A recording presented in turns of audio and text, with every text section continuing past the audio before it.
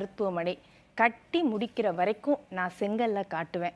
ஆனால் இபிஎஸ் என்ன பண்ணுறாரு அப்படின்னு ஒரு ஃபோட்டோவை காட்டி பிரச்சாரம் பண்ணிக்கிறார் உதயநிதி. இந்த பிரச்சாரம் எப்படி செங்கல் பிரச்சாரம் மாதிரி எடுபடுமா? இல்லை, கண்டிப்பாக இது இதுக்கெல்லாம் மூல காரணம் இப்போ மட்டும்தான் இந்த செங்கல் பிரச்சாரத்தை 2021 காட்டியிருக்கிறாங்களா அப்படின்லாம் பார்த்தீங்க அப்படின்னா இது திமுகவினுடைய வாடிக்கை தான். வியூகம்னு எடுத்துக்கலாமா? வியூகமும் கூட. ஆனால் இன்னைக்கு ஆரம்ப காலகட்டத்தில் இவ்வளவு டிவி, இவ்வளவு செல்ஃபோனு, சமூக வலைதளங்கள் இவ்வளவுலாம் கிடையாது. ஆனால் அப்படி இல்லாத காலகட்டத்திலே புரட்சித் தலைவர் எம்ஜிஆர் அமெரிக்க புருக்லின் மருத்துவமனையில் இருந்தபோது தமிழ்நாட்டில் சில வதந்திகள் பரப்பப்பட்டது.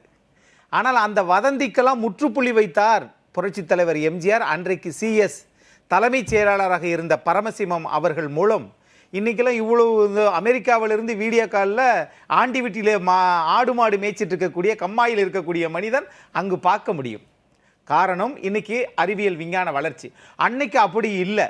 அதனால் இந்த மாதிரி இப்படி அவதூறு பரப்புகிறாங்க, புரட்சித் தலைவர் எம்ஜிஆர் நலமோடு தான் இருக்கிறார் அப்படின்னு சொல்லிட்டு அங்கிருந்து இரவோடு இரவாக அந்த புகைப்படத்தை சிங்கப்பூருக்கு அனுப்பிச்சு சிங்கப்பூர்லேருந்து புகைப்படத்தை இது பண்ணி தமிழ்நாட்டில் எல்லா முக்கிய பத்திரிகைகளையும் வந்துச்சு.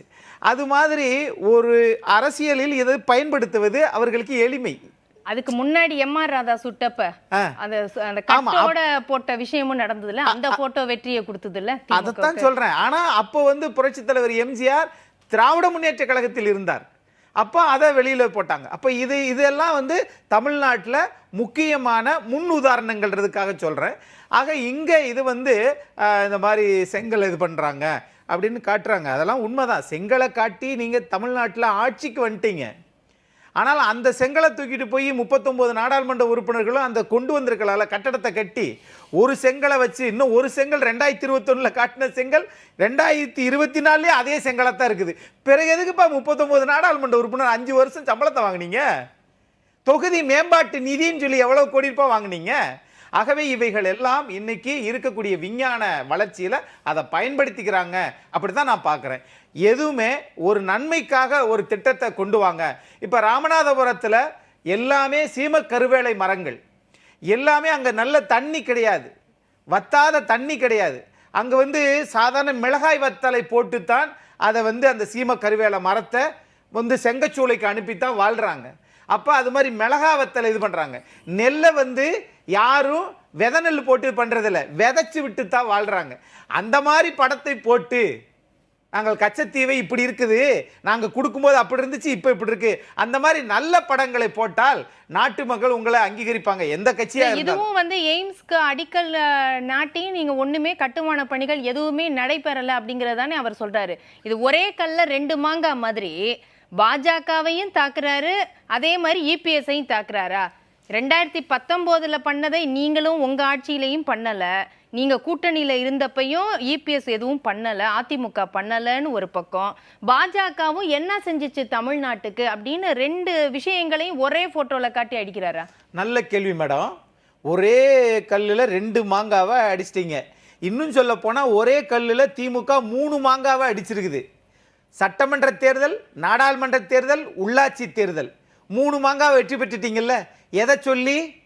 மத்திய பாரதிய ஜனதா மோடி அரசாங்கத்தை சொல்லி, தமிழ்நாட்டில் திரு எடப்பாடி பழனிசாமி அரசாங்கத்தை சொல்லித்தானே 3 வெற்றி பெற்றீங்க. நான் கேட்குறேன், நீங்கள் வந்தீங்கல்ல, எய்ம்ஸ் வந்துருச்சா? கர்நாடகாவில் மேகதாது கட்டியே தீர்வும்ன்றாங்களே, ஏன் நீங்கள் போய் தடுத்து நிறுத்தினீங்களா? நீங்கள் முதலமைச்சர் பிஆர் சிவகுமார் இதுக்கு நீங்கள் போகாமல் இருந்திருந்தா உங்கள் மேலே பயம் வந்திருக்கும். அப்போது நீங்கள் இதை எத்தனை நாளைக்கு? ஒரு தடவை 20 ரூபாய்க்கு இட்லி மாவு வாங்கினா ஒரு தடவை தான் சுட்டு காலி பண்ணி விட்டுறணும். அதே மாதிரி இதைவே சொல்லிக்கிட்டே இருந்தால் அது 3 நாளைக்கு வச்சு அது பண்ணுவாங்க. அந்த மாதிரி திமுக மோடி எதிர்ப்பு, தமிழ்நாட்டில் அதிமுக எதிர்ப்பு, இதை சொல்லிக்கிட்டே அவங்க வாயால் வடை சுடக்கூடிய கட்சி திமுக. சரி, நான் அப்ப இந்த விஷயத்துல தமிழ்நாட்டு மக்களுடைய பிரச்சனைகள் இன்னமும் அவர் சொல்ற மாதிரி என்னுடைய ஆட்சியில அடிக்கல் நாட்டப்பட்டுச்சு, அதற்கு பிறகு அடுத்த ஆட்சி வந்தாலும் கூட அது நிறைவேற்றப்படலையே அப்படிங்கிற அந்த ஒரு அழுத்தம் இப்பதானே பாஜகல இருந்து பிரிஞ்சு வந்திருக்காங்க. அந்த அழுத்தம் கொடுக்கப்பட்டதா கூட்டணி அதிமுக தரப்புல இருந்து? கேட்கிறேன். அதாவது நான் என்ன கேட்குறேன், உங்க வீட்டுக்குள்ள நீங்க எதை வேணாலும் இது பண்ணணும். அது மாதிரி தான் அதிமுக கூட்டணி இருந்த என்ன, நல்ல உறவா இருந்த என்ன, கள்ள உறவா இருந்த என்ன, நீங்க நாட்டு மக்களுக்கு என்ன செஞ்சிருக்கீங்க? இல்ல உங்களுக்கும் அது தார்மீக உரிமை இருக்குல்ல, அது அந்த இல்லையே. அழுத்தம் கூட்டணியில இருக்கும்போது கொடுக்கப்பட்டதா? ஆனால் 11 மருத்துவக் கல்லூரிக்கு அனுமதி மத்திய அரசிடம் வாங்கியது திரு எடப்பாடி பழனிசாமி. ஆனால் நீங்க ஒரு கட்டடத்தை கட்டு குடிக்க முடியவில்லையே, எதுக்கு 39 எம்பின்னு நாங்க கேட்கிறோம். இன்னொரு விஷயம், நீங்க சொன்னீங்கல்ல, ஒரு முன்னாள் முதலமைச்சரை ஒரு கிளைக்கழக செயலர் இருந்து ஒரு பொதுச் செயலர் ஆயிருக்கிறாரு, திமுக சாத்தியமா? அவரை நாம் வந்து இந்த செங்கலை காட்டினாங்க, இதை இது பண்ணாங்க அப்படின்லாம் சொல்லுவது ஒரு அமைச்சருக்கு ஆளுமைக்கு அழகா? இதுதான் திமுக அரசியல் கலாச்சாரத்தை சொல்லி கொடுத்தது. அண்ணா அப்படித்தான் இருந்தாரு, அப்படித்தான் அண்ணாவின் தம்பிகள் இருந்தாங்க. கலைஞரும் கலைஞருடைய வாரிசுகள் மட்டும்தான் தமிழ்நாட்டில் ஒரு தவறான வார்த்தையை பின்பற்றுகிறது. இது அரசியலுக்கு நல்லதில்லை.